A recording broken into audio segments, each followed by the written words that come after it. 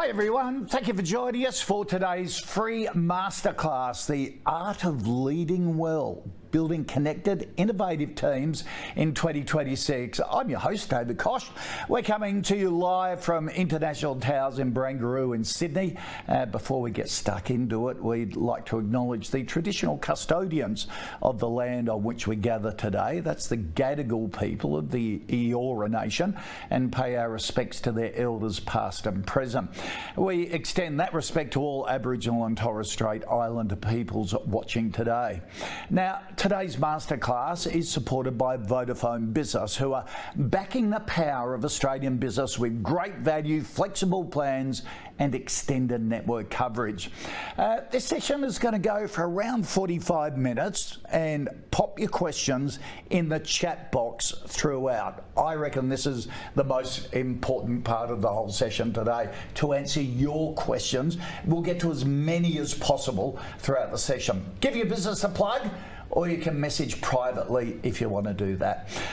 We'll post this session to watch on demand a little bit later today. You'll get an email with a catch-up link if you want to share it with anyone who could find it useful, customers or internally or your team. Last but certainly not least, when you registered, you might have noticed a competition to win a 2-night luxe cabin getaway from Unyoked. Now, the competition is open till Wednesday, December 17 rather. Still got time. We'll notify the winner by email, phone or Facebook. What a great Christmas present that would be. All right, are you ready? I'd like to start with a quote from author Brené Brown, who said, "A leader is anyone who takes responsibility for finding the potential in people and processes and who has the courage to develop that potential." That's why you're here today. You want to be able to turn problems into opportunities, but things are getting pretty tricky out there, aren't they? AI is reshaping roles, teams are spread out everywhere, workplaces now have 5 generations working together. Collaboration is largely remote. The leadership playbook is certainly out of date, and it needs an update. So to tell us more, we have put together an expert panel, a great panel. First up, we've got Rebecca Milano, the General Manager of Great Work to Place ANZ, the Global Authority on Workplace Culture. Rebecca helps organisations build high-performing, trust-based workplaces where employees thrive and businesses succeed. Rebecca, thanks for joining us. Good to see you. We also have Lauren Karan, the founder and director of Karan & Co, a Brisbane-based recruitment agency specialising in construction and infrastructure with a background in psychology, organisational behaviour and talent management.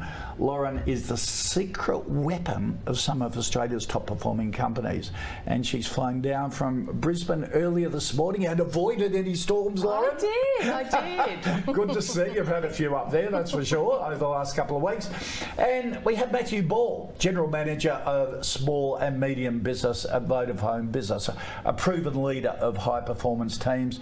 Matthew is a regular keynote speaker and industry expert who understands the unique challenges and opportunities within small businesses and is dedicated to helping them achieve success. Matthew, welcome to you. Good to see you. Thank you, you too, Dave. All right, I want to kick it off with a question to you all. We'll do it around the grounds.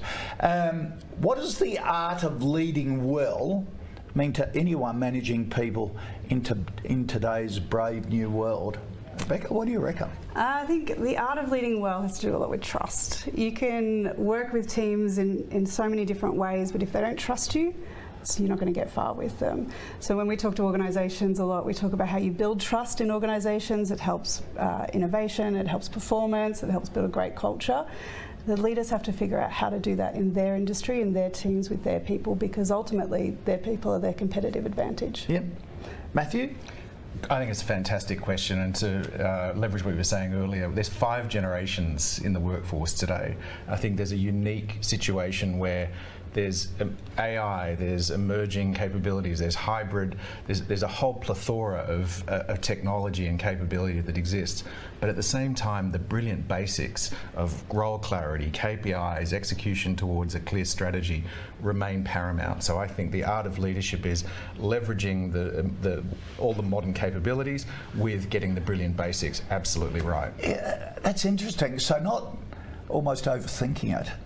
It is just building that foundation from the start. Don't forget about that at the very beginning. Very much. Yeah.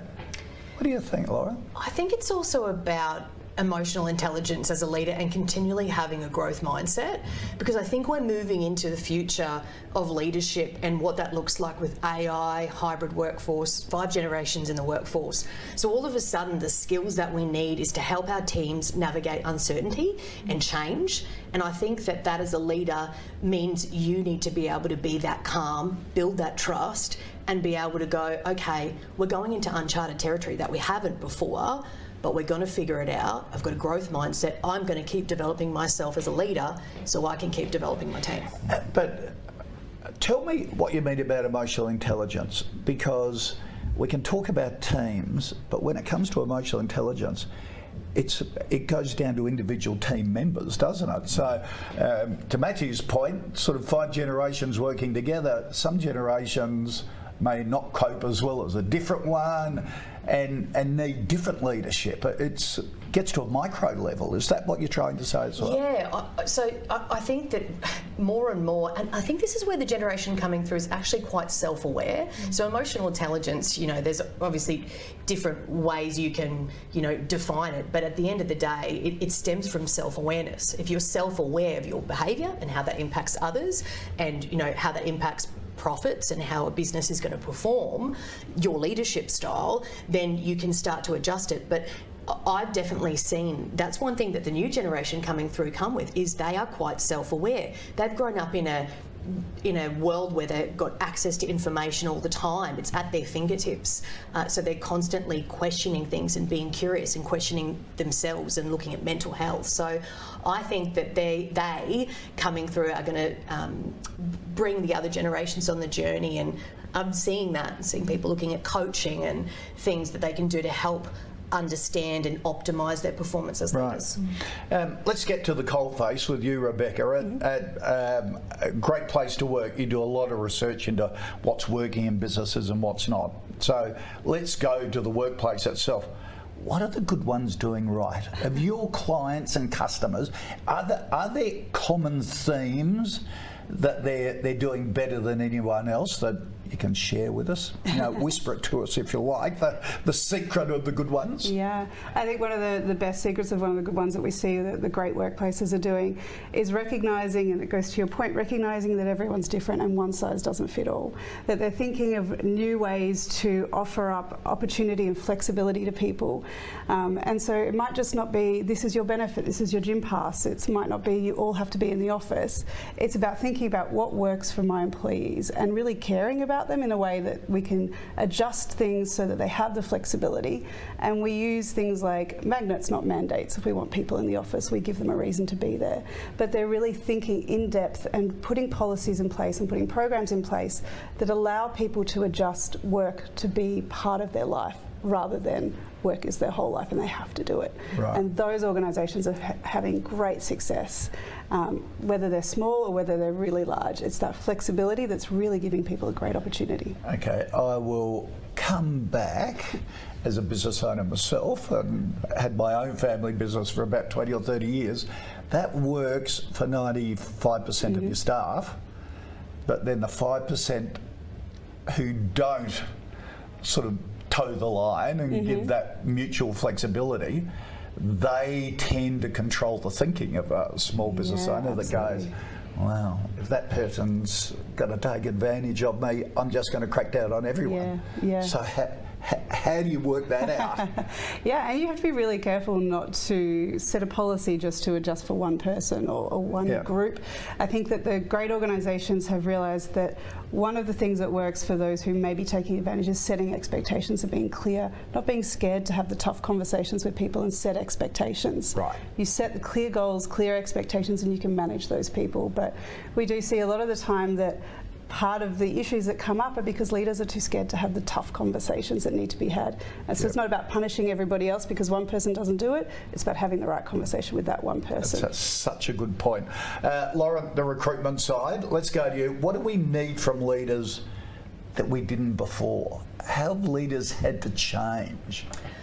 I think leaders have had to be more adaptable than ever before. I think, we've always looked to leaders that are good at managing. When we talked about KPIs, being able to look at performance and, assess their team and see how they're performing. But now we're asking leaders to plan, foresee and strategise for things that haven't happened yet, for AI that we don't understand yet fully ourselves.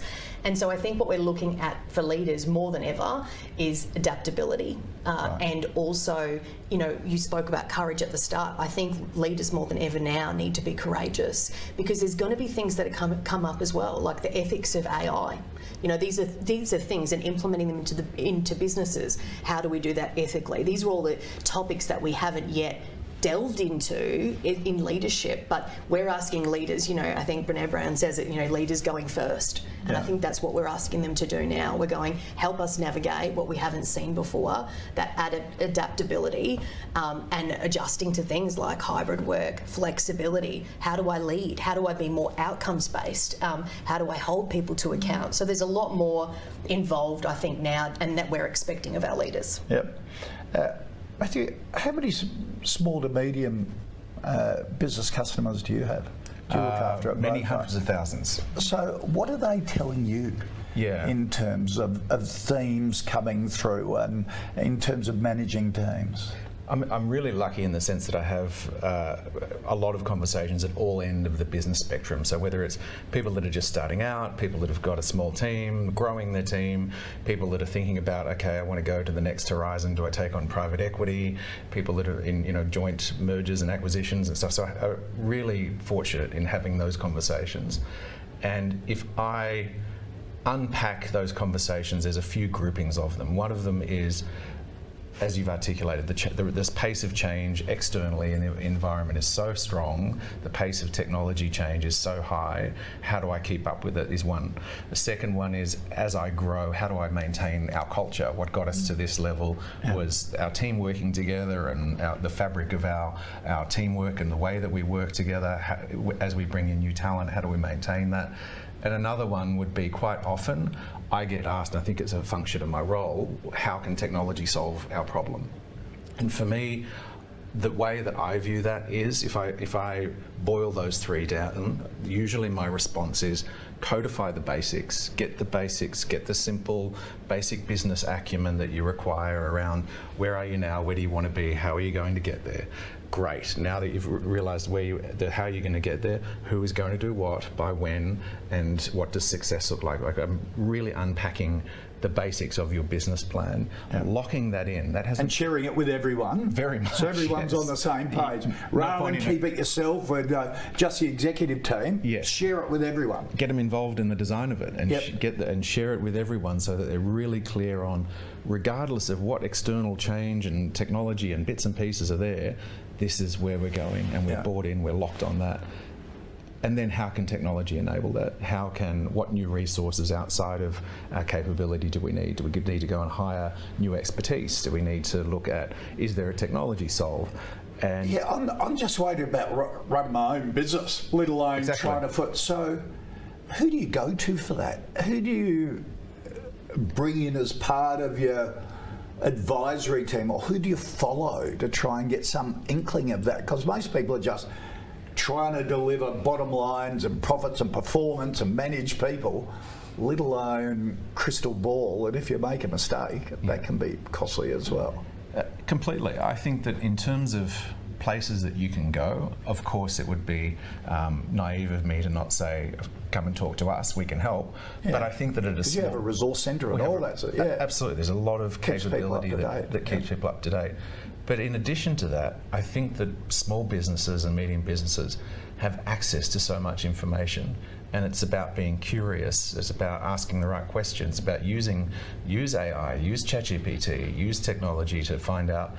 Use the deep research tool in ChatGPT to find out where have you seen examples of this? What does good look like? Give it a scorecard. Okay, I've got an idea. You can write a business plan purely using voice capability on ChatGPT. Get it to critique itself, mark itself, and then come back and keep iterating up. And you've got to take an interest in that, don't you? You have to be curious. As a business, you just got to give it a go. And there's no silver bullets. No, You cannot solve for your business, technology, or people challenge in a silver bullet. Otherwise, everyone would be an incredibly successful business. Yeah. So, particularly with AI, just use it. You will be amazed at the questions it comes back to you with.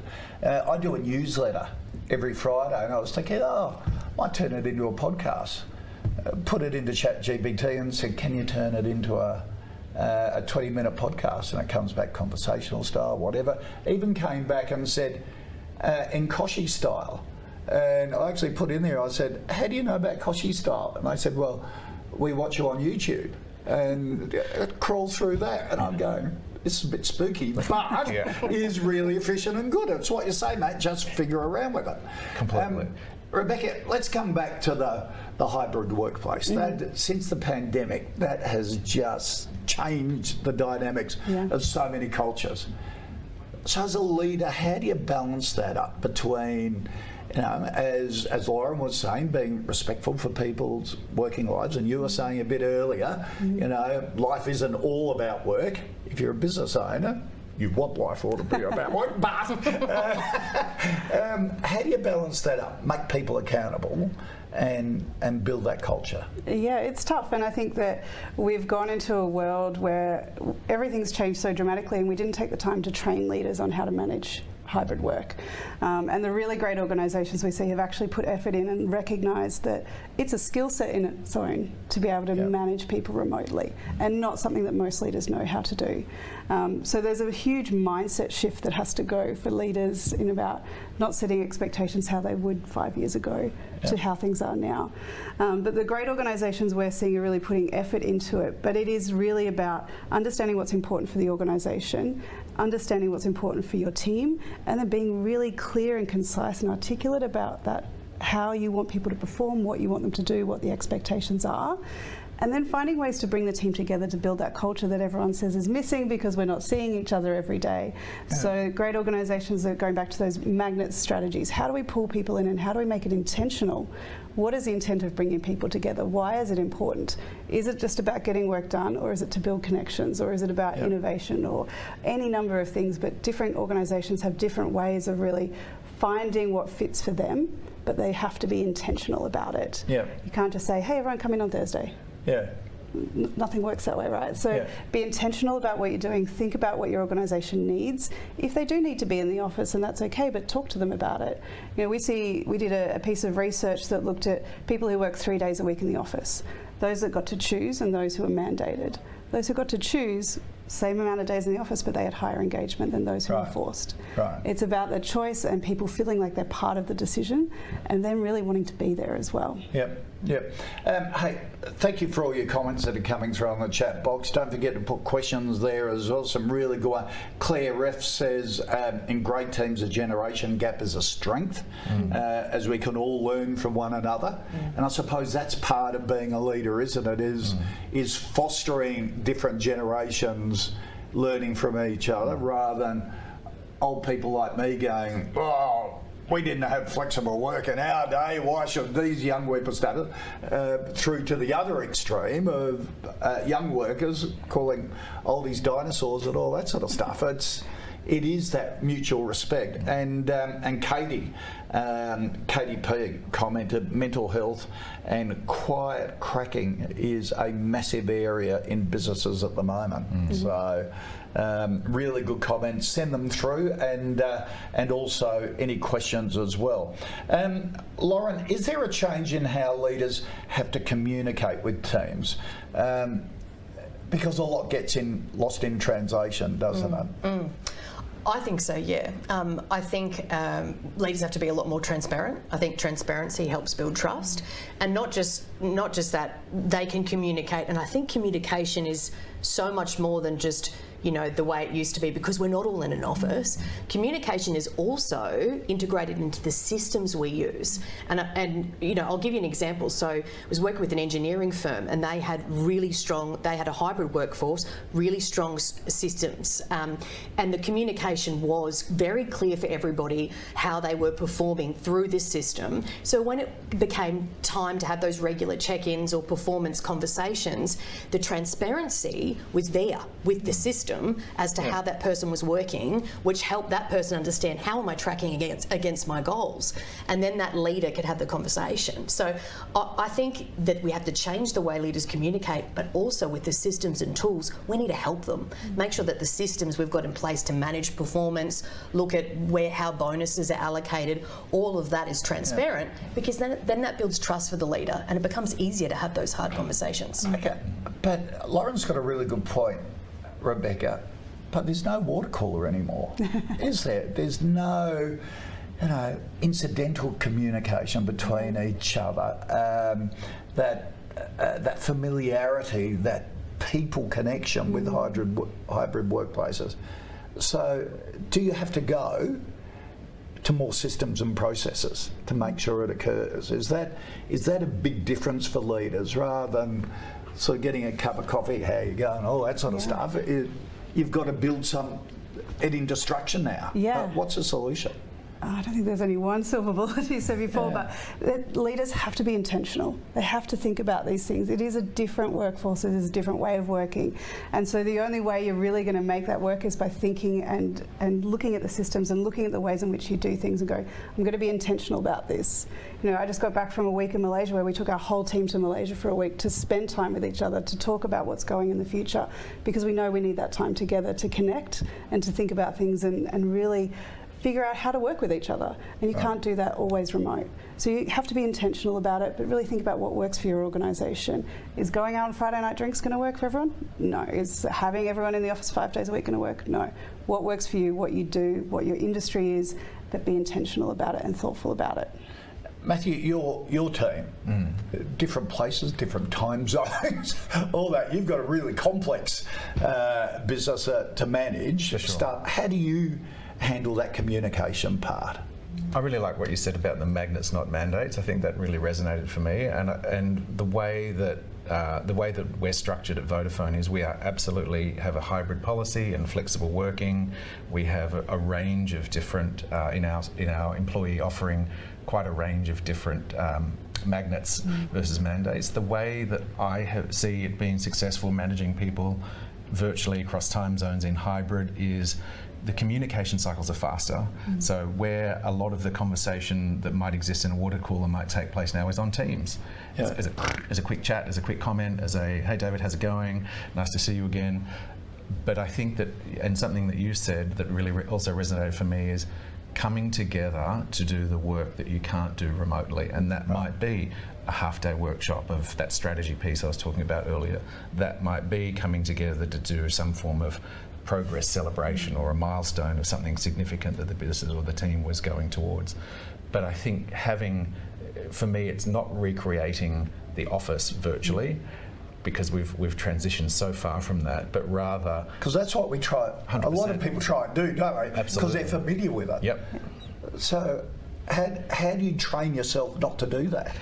I think it's a different mindset, but I also think, for me, I'm really passionate about that, getting the basics right of where you're going, how you're going to get there, and what are the basics of measurement, because I don't think they change. I think, as you know, the span of my career, as I'm sure you would have seen, so many different either, not buzzwords, but so many different horizons and iterations and new things that are fundamentally going to change the way we work and live.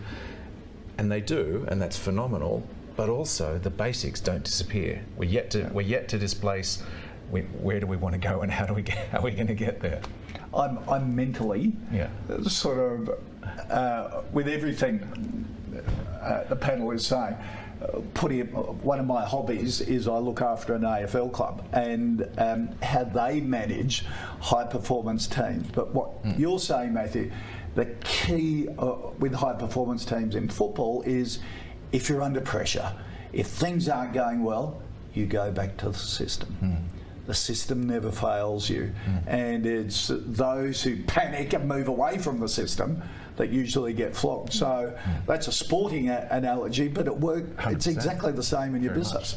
And Veronica has a great question on this whole area. How can you manage leaders who openly say they embrace and welcome change, but then day to day they don't? They struggle with letting go of the old processes. How do you manage that? Oh, I can go first. It's a tough one. Veronica's a really good question. We always say when we talk to organisations that the key to a great culture is your leaders. So leaders create an experience for employees. That experience creates their beliefs about the company and the way, and that forms your culture and then forms your performance of your organisation. So if you think about it as the leader doesn't change. But if the leader's not changing, then you have to think about the impact that's having. So we tell organisations, set a standard for your leaders and be consistent in holding them to that standard. If you want your leaders to let everyone work from home and they're not doing that, then you need to go and hold them to account. Unless the most senior leaders are really holding them to account, they'll get away with things. And so you have to set the expectation and be clear about it and be consistent about it, is what I would say. Matthew, how do you do it with some of your team leaders? Because with a small to medium-sized business, it could be, someone who's front of house at a restaurant and looks after that team, and you're the owner looking over all. So it goes for all sizes of businesses, doesn't it? So 100%. What if you've got a leader that isn't quite on board, doesn't walk the talk? I think it's about authenticity and transparency and flushing what we call below the line conversations and bringing them above the line. I think in that scenario, it's such a good question from Veronica. I think in that scenario, it's about how do you find the right conversational platform to say, hey, I've noticed that whilst you've agreed that might not be seeing as the practicalities aren't there, we're missing this, there seems to be a gap, how could we? So I think it's being curious with that person, because they might not be aware of it. So are they, because it's a perception thing of the perception is that they're saying one thing but doing something else, alerting them to the perception of maybe that's not happening. It could be a fundamental change, and if that's the case, that they weren't aware that they were giving this, too speed or too reality situation, they might be able to come around. So it boils down to, in my mind, making them part of the solution. Yeah. Lauren, because they could have been promoted indeed above their capabilities, and we're all human beings. We all revert to our comfort zone, the tried and true and what we've done in the past, but that can't happen these days. You need a particular mindset, don't you? Yeah, and I think what you said about being curious is a really good one. So looking at it from a two-pronged approach, so I'm looking at it from Veronica's perspective, assuming that this is her leader, it's that curiosity around if they're resistant to change, remaining curious of their perspective. So because the temptation can be, you know what it's like, if someone gets defensive with you and doesn't want to take your ideas, you're like, oh, well, why would I bother? But it's like, oh, okay, so you don't think that's a great idea. Tell me more about that. What are some of the things? And actually start to create a dialogue. Almost where you work with them. Work with them. Try and understand where their perspective is and unpack with curiosity, because that person already said that they think that they're open to change. So maybe it's that they've got a bit of a fixed mindset, but if you sit down with them and ask them curious, it's all about asking the right questions to understand, and you might even delve into where maybe they're concerned about protecting their position. Yeah. Maybe they're, a little bit lacking in confidence, first-time leader. They've been an expert in an area, and there's things that they don't know, and they feel vulnerable about that. And you help them. And you help them with that. So being curious and asking questions. And then from an organisational point of view, I would say things like personality profiling, psychometrics, coaching, all that sort of intervention is great because it shows teams where people are coming from and they get awareness of the other people's personalities around them too. Yeah, great solution. Getting some great questions through. Thank you. Another one from Hayley. How do you motivate and encourage a team to perform well without making it about making the business more money to fuel the business? But it's because that's the other thing we use as an excuse with driving teams. We've got to get budget. We've got to do which you have to do. You have to. You absolutely have but how do you, Matthew? How do you masquerade it, if you like, or bring people along and achieve the same outcome? I think it's a great question from Hayley, and for me, I'll go back to what an old mentor of mine said to me many, many years ago, which was he had 2 questions that he used to ask in job interviews, which was, what are your values and what motivates you? And I've actually borrowed that from this person and used that for many years because I think that you find out a lot about the person, quite literally. What are their values? What do they hold dear? And what motivates them? Rarely would people say, what motivates me is making your business as much money as humanly possible. Yeah. But there's usually some sort of connective tissue. If you go from in terms of the hierarchy of needs of I'm getting paid and I've got security and I've got a job, to that doesn't get you high performance. High performance is going to be I'm passionately connected to our mission or our vision. I really like to drive towards those results. I really want to break through and be seen and demonstrate that I'm a really key part of this organisation. I think that's where you get the greatness. Yep. Katie has got a follow-up question with your comment about curiosity. Very simple, incredibly powerful question from Katie. How do you teach curiosity? Oh, Katie. It is such a simple question, Katie, but oh my goodness, it is an important one. You know what it is? It's curiosity is something that is a learned skill from. It's continually practicing asking questions. So I think if you're trying to become more curious, I'm assuming, Katie, that you might be wanting to become more curious yourself, starting to, and you could even use ChatGPT if you wanted to, but starting to have a few question banks, and you'd probably know this as well, Matt, from, it's one of the things they also teach when you're going out to meet with a client for sales. Curiosity is really important, asking the right questions to understand the client. And most of the time you have a few, you go off script, but you've got a few, right, that you've got in your back of your mind. Everyone loves talking about themselves, don't Correct, yeah. So you've got to have those questions in mind. To Katie, I would say, or keep it really simple. Start to ask just 3 questions. Give yourself 3 questions you could ask either your leader or someone you're meeting with that would give you, and they've got to be open questions. So they cannot, have a yes or no answer. Something about, there's simple ones. Psychologists use them. Tell me more.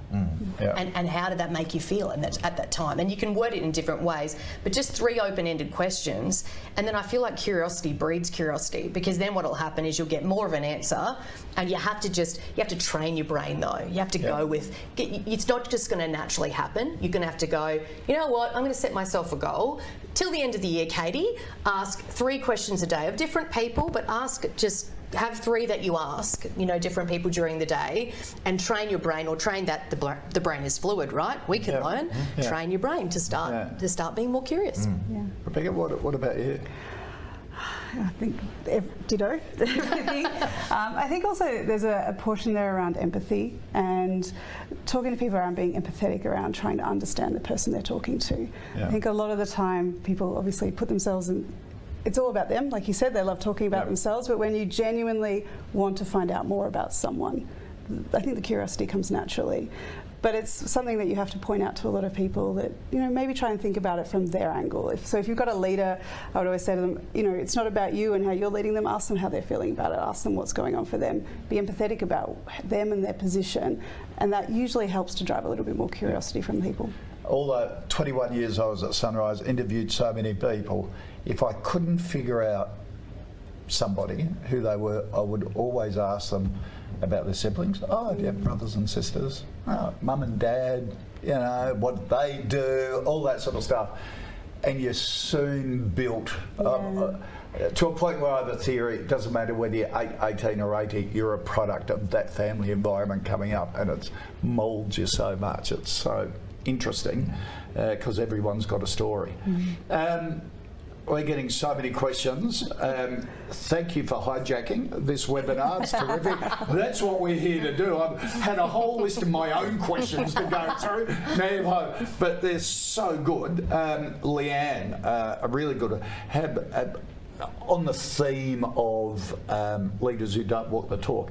How do you manage senior leaders who are not keeping up to speed and modern ways of working? So how do you build that, Matt, into their almost their KPI of being a leader?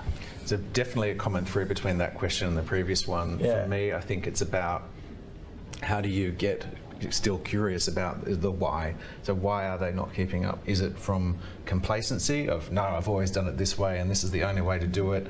Is it from concern or fear of, actually don't know how to do it any other way, and you know, you've exposed gaping holes in my knowledge base. I think it's really important, regardless of the size of the organisation, that learning needs to be part of the culture, and it's okay to say, I don't know, but I'd like to find out. I think that there used to be, I remember many years ago working... See, that's a really important invitation to people, isn't it? Indeed. To be comfortable to say, I don't know. I have no idea. But tell me more, or I don't know, but let me find out, or I don't know. And then as a leader, that might require you to say, how might you find out? What would be 3 ways you might find out? But I think enabling that openness and transparency and vulnerability is a big step towards trying to get that leader to be more open to changing pace, to changing ways of working, to changing their adoption of new ideas. Lauren, do you encourage leaders to do more professional development in areas that you feel are lacking? And make that part of being a leader, that you've got to devote so much time to professional development every year? 100%. I think there's 2 things that organisations could be really getting more involved in to help also leaders feel. You've got to remember, for leaders as well, you know, this can be uncomfortable for leaders that are C-suite or executive. They're having to navigate things that they haven't yet come across either. So there's a certain vulnerability and they can feel exposed if they don't have the answers. So there's a couple of things. Coaching is fantastic. An organisational coach, sports psychologists obviously work with sporting teams, but it's similar. Like, you have a sports psychologist for your sporting teams, you need an org psych or a coach for your teams at work, you know, to help them unpack what they don't know and build that self-awareness piece. But the other thing is, let's change the narrative and start to celebrate knowledge. So, you know, we've got an ageing demographic and people leaving the workforce. Start knowledge transfer programs, mentoring.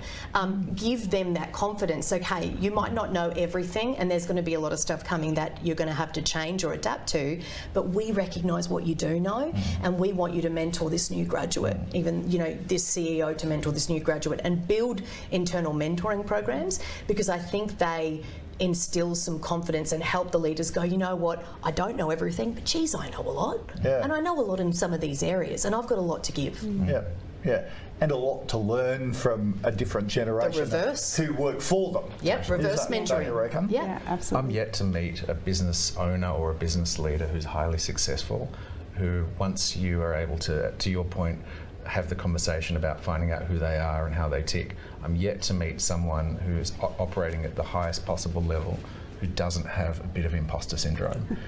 And so 100%. I reckon everyone does. Totally. And so leaning... I reckon you're not human if you don't have it, and anyone who pretends they don't, I reckon is telling a porky. Agree. Don't you reckon? Absolutely. And I think it's about how do you help find and shape that openness, to use your words, and vulnerability to enable that conversation to grow. So many times Lib and I have gone to bed, and because everyone thinks, oh, Kochie's a huge success, we've run our own family businesses for about 30 years, and we go to bed. If only people knew we had to put money in this month to pay wages because a client didn't pay on time, or all that sort of thing. Everyone goes through that, don't they? And you've just got to acknowledge it. Rebecca, this is a really good question from Sam. One of many, with so much upheaval in the business landscape, and we're talking about that here. How do leaders make their teams feel secure? And go back to psychological safety. I think it's trust at the end of the day, that there is so much changing, and the world that we are working in now is so very, very different to, say, even 2 years ago. We see that organisations where leadership is taking the time to think about how they work with people and building trust, that they can build that level of understanding and have open conversations with people around. Maybe we're bringing AI in, let's test it, we don't know how it'll work, let's give it a go. By creating environments where people can test and learn, where you can tell stories about success or failure, where people get to learn from each other and stay curious. I think that you build an environment where people trust that I can fail and it's okay, or this change is coming and it's not. If my leader so tells you're me in a team meeting, there is an environment that someone can say, I was really hoping to get this client, but I really stuffed it up because of this, this and this. And be an environment that you as a leader goes, well, thanks very much, we're not going to get budget. You know, it's... Absolutely. Gee, that's hard to do though, isn't it? It's so hard to do because leaders quite often fall back on, I have to be the one that knows everything. And being vulnerable as a leader is really, really hard. But by creating that vulnerability, then people can be that way with you as well. And then you create an environment where people go, I'm going to give this a go. I might try this. I trust if the leader says we're going to bring AI in, I'm not going to lose my job. I trust that when they tell me that this change is happening, that they're telling me the truth. But by creating those environments where people can be vulnerable, they can learn, they can fail and be okay, that creates an environment where people can be more themselves and be more open to different things. I'm a big believer as well and I'm still a big believer in strengths-based psychology and looking at and helping your employees identify their strengths too, as a way of building morale and giving them, and trying to, as a leader, work on giving them more of what they're good at. I think sometimes, you know, and this is what I love, I'm seeing organisations do this with jobs. I've seen people interview someone and then shift the job to work to that person's strength. Super smart. You know, they know the outcomes they need in the role, but if this person adds something else, maybe an expertise in a different client market, maybe a different skill or knowledge that they bring technically in the engineering space, then they can create a new role. So I think we need to look at, you know, from building a culture, as you said before, it's intentional. How do we also build the confidence of our team and go, hey, I've noticed a strength here of yours, and if you don't know it, that's where, again, doing personality profiling or getting to know them and asking questions and building that confidence, because the more they're confident, the more they're going to feel engaged and passionate about what they do. All right, let's hone deeper into AI. Matt, you're the tech guru on this. Not sure about that. How can you turn AI into a competitive advantage as a leader?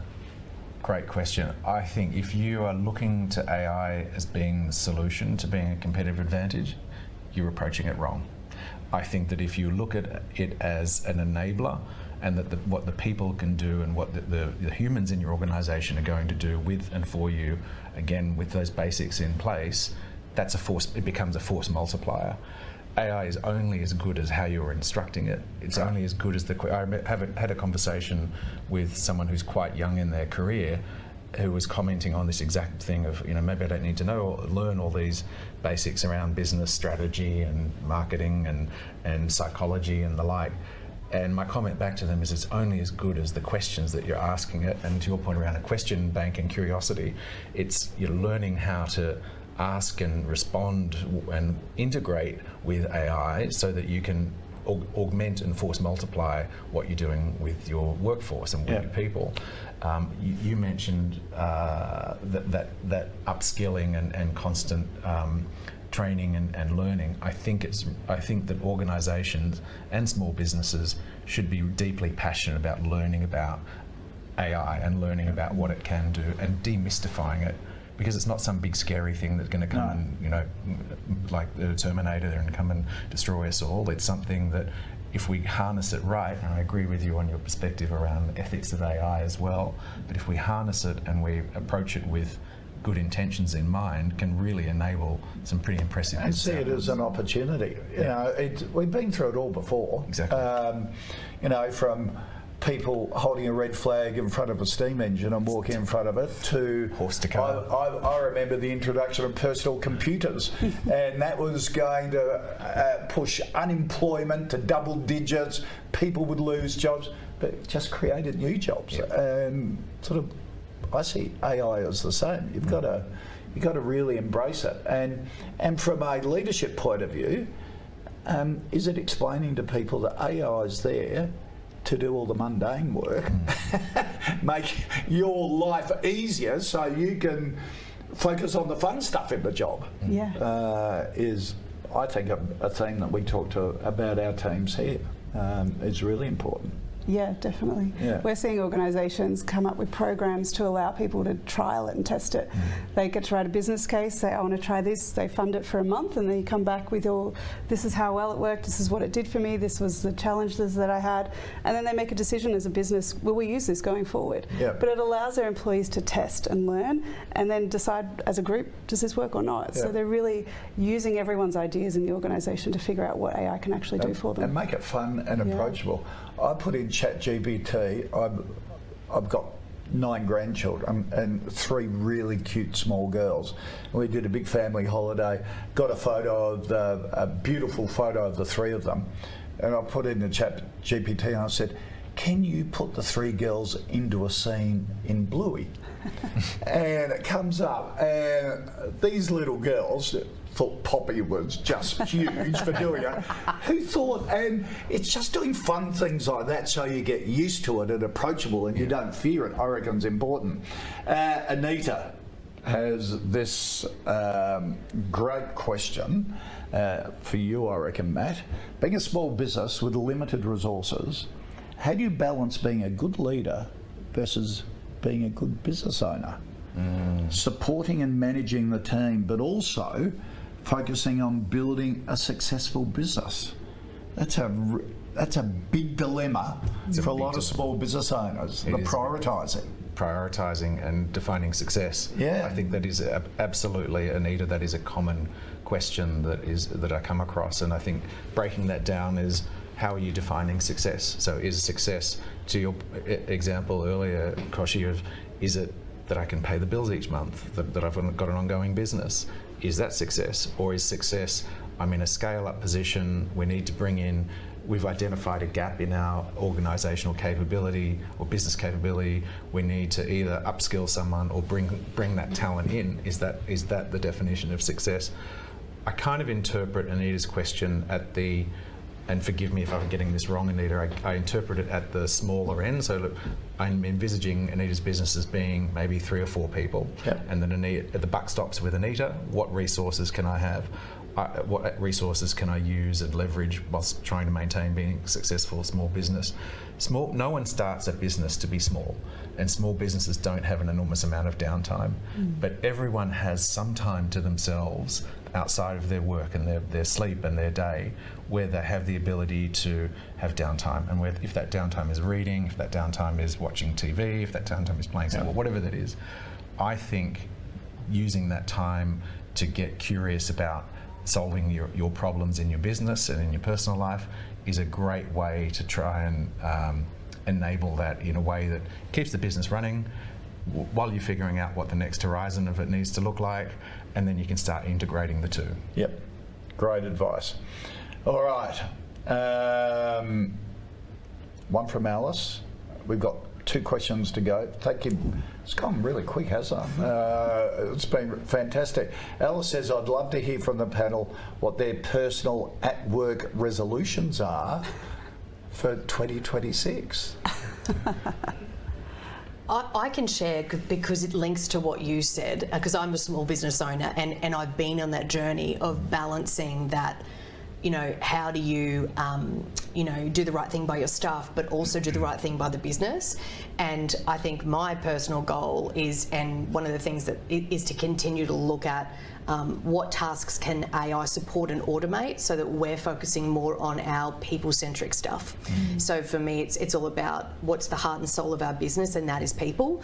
What's the stuff that doesn't have us interacting daily with people, that the more time we spend automating that, the more time we can spend doing the stuff that generates revenue. So I think once you kind of start to figure out as a business owner where your sweet spot is, in terms of the more time you spend on that, you make more money, and you enjoy it and your team enjoys it, then I think the systems part comes into place as well. Okay, boil that down to a simple resolution though. Come on. More systems. That's right. More systems in the business. And using AI. Yep. run Using the your AI systems. exactly. Okay, Matt? I think for me, boiling it down is fostering adaptation is the quick version.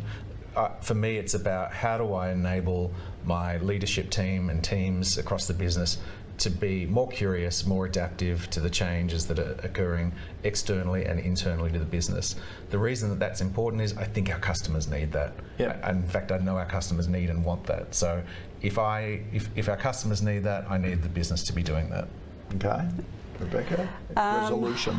To quote Elsa, I'm going to let it go. All the snowman. As a small business, They'll grow out of that into cocoa or all of those. Yeah, Moana is the big one now. Our place at the moment. But as a small business, I think it's really tempting to say yes to everything. Like, an opportunity comes up, you say yes, and you feel like you can't say no, because every money coming in, you need to do everything, and you feel the need to do everything. I think for me, I've realised saying yes to everything is actually detrimental. That we need to be more clear and concise about what we are doing as a business and what we're focusing on, because that will actually help us do it better, and then the rest will flow on from that.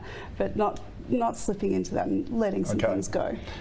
Great question from Alice. The final one, similar sort of theme from Mike, but it's a great one to end on. What are the 3 golden rules for the modern leader of teams? Oh. Well, you made the most enthusiastic response there, Lauren. You can kick it off. The 3 golden rules. Know yourself. Get to know yourself. Self-awareness. Build that first, because that's going to help with everything else. The second is communicate your vision. So know yourself, communicate your vision, and then I think the third is, and it's basic, be firm but fair. Right. With your people, be firm but fair. I think if you can do those 3 basic, I'm just keeping it real basic. Yeah, no, that's good. Matt? I would say for me, it's be curious is definitely one. So as we were talking about question banks and getting deeper on things and granularity, so be curious. The second one is about getting the basics right, the foundations of where are we, where do we want to go, how are we going to get there. And the third one would be sort of summarising and encapsulating that strengths-based approach of harness the power of your team and really get under the covers of what makes the individual tick to bring together the greater org. Yeah. Unfortunately, you're following some 6 great ones, so are they already left? No. So I would say, I'm the same as Lauren. Firm but fair is one of the first ones I always say to leaders. You've got to be firm but fair. Consistent. Be consistent in how you treat people. Be consistent in what your decision. Like, just be consistent with your people. And the third one is build trust. Do what you can to build trust. Understand your people and build a trusting relationship with them. Gee, there are 9 really good ones that we can really all take on board. Thank you for that. That's all we have time for today. A huge thank you to our special guest, Matthew Ball. Thank you, Matt, and also for supporting the webinar. Rebecca Molyneux, thank you to you, and Lauren Caron. Hopefully you have a safe flight back to Brisbane with no thunderstorms. Thank you to Vodafone Business for supporting today's masterclass. Head to vodafone.com.au/business for more on their business deals. And if you want more webinars, competitions and events from us, subscribe to the Business Builders newsletter so you can be the first to know. We've got the subscribe link in the chat box. Thanks for joining us. Don't forget, you're going to get an email where you can catch up on this. And look, you should be sharing this webinar. Such great information from our panel here today. To staff members, to your team, could be a good starting point as well, to customers. So share it around, because knowledge is power, and we wish you all the very success into 2026. Thank you for joining us.